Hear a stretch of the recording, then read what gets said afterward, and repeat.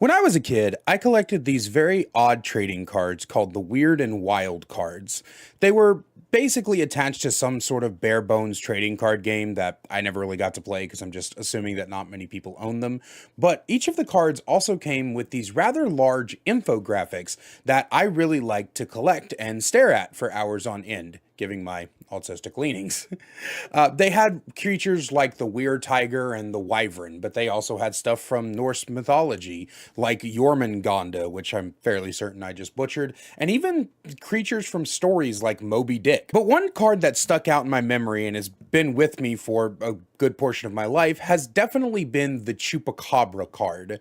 I was just always fascinated by its visage and the short history lesson that the card gave me about this weird alien-like creature who ran around Latin America sucking the blood of livestock and scaring the shit out of locals.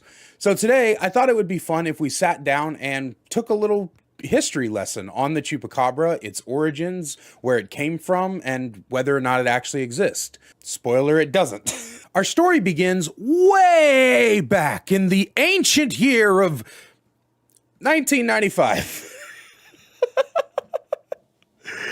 Yeah, I was shocked too. The Chupacabra was big enough creature of folklore to be introduced into this card series that I just told you about. But realistically, the rumor started when I was 2 years old. I mean, I'm 30. I just turned 30 this year. That means that this is literally less than 30 years old as a mythos and as a legend. The story goes that out in the town of Mocha in Puerto Rico, a mass amount of livestock were found with their blood drained. These were originally attributed to the El Vampirio de Mocha, or the Vampire of Mocha in Puerto Rico. But there were also kind of thoughts that this might be attributed to a satanic cult. What prompted the invention of this new creature, nobody really seems to know. I looked up and down, watched various documentaries, and tried to figure out exactly why people decided to attribute this kind of killing to a creature. And the only thing that I can really think of is that human psychology is a crazy thing. Whenever we see something that we can't really explain or that we don't really understand the meanings of, we will often try to attribute it to something that is supernatural or unrealistic. This is part of the reason why so many myths and legends tend to be created, and it's actually one of my favorite things about myths and legends, how we invented them to explain the unexplainable. But many eyewitnesses reported seeing an alien-like reptilian creature with huge claws and spines that traveled down its back with large fangs.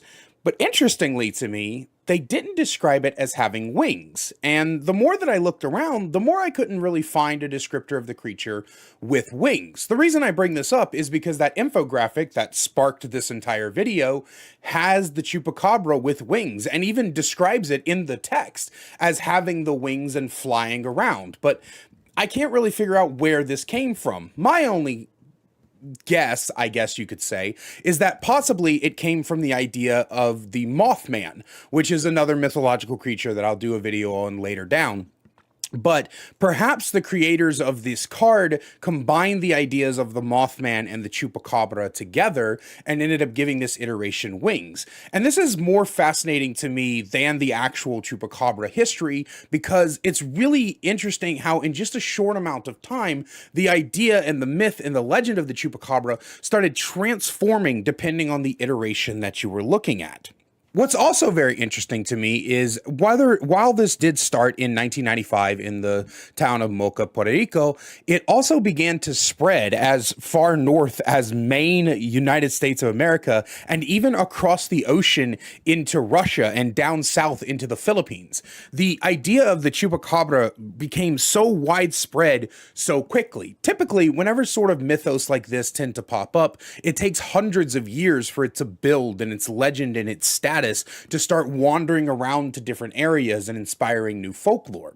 Interestingly enough, we don't really have very many descriptions outside of the original alien-like bipedal appearance, but in the United States, it's often described as a canine that walks on all fours, quadrupedal, I think it's called, and it's still got the spines along its back, but it doesn't have the large fangs, and it also doesn't seem to have the large claws either. It's mostly just a weird-looking dog.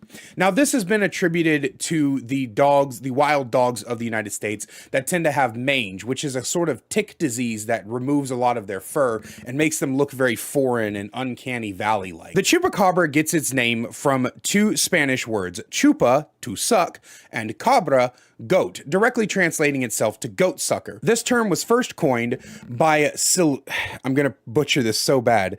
Silverio Perez. Silverio Perez.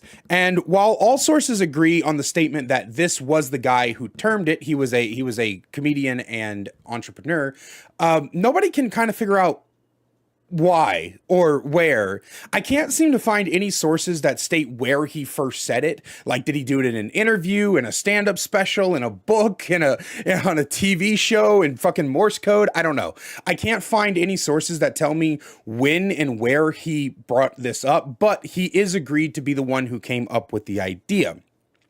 There's actually surprisingly very little information on the chupacabra. Now, I get it, the story is less than 30 years old, but I would think that with all of the various sightings across the world, that maybe we would get more legends and myths about where this thing came from.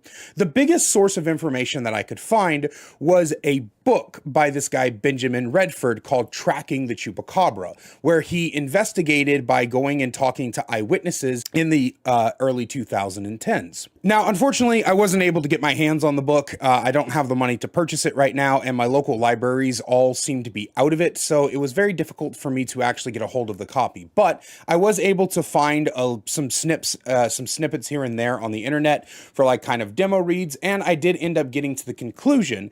And it seems that Benjamin actually ended up concluding that the reason that the eyewitnesses described the chupacabra as they did was because of a 1995 movie called Species that came earlier that year, and a creature in it called Sill, which I have a feeling I'm going to have to censor when I throw the image up on screen. But if you compare Sill to the images of the chupacabra that we normally see, you can see the vast similarities between the two creatures. The very odd, hunched over bipedal form, the reptilian-like appearance, the spines down the back, the large claws. The only thing Sill seems to be missing is a large pair of fangs. But interestingly enough, I think that the large pair of fangs was only attributed to the injuries that were on the livestock that were found in the 1995 incident. You see, over there, they said that all of the livestock had been drained of blood, but multiple investigators determined this to not be the case. They had some blood out of them, but it was more akin to the way that you drain blood from like a butcher shop. There were talks of very odd injuries, but nobody could ever seem to agree what the injuries were. Some described 3 round puncture holes that were very small. Some described 2 triangular puncture holes that were kind of bigger. Some describe 1 large puncture hole. Some describe 2 small round ones. It's all very different, and it jumps from person to person. And I find this incredibly disappointing because I was really hoping that when I was going to go diving into this video that I was going to find more stories and more origins and more myths. But what the chupacabra is and what its various motivations are, or maybe how it could have been created, or whatever the case may be, just seems to completely and utterly vanish from any kind of speculation on people's parts.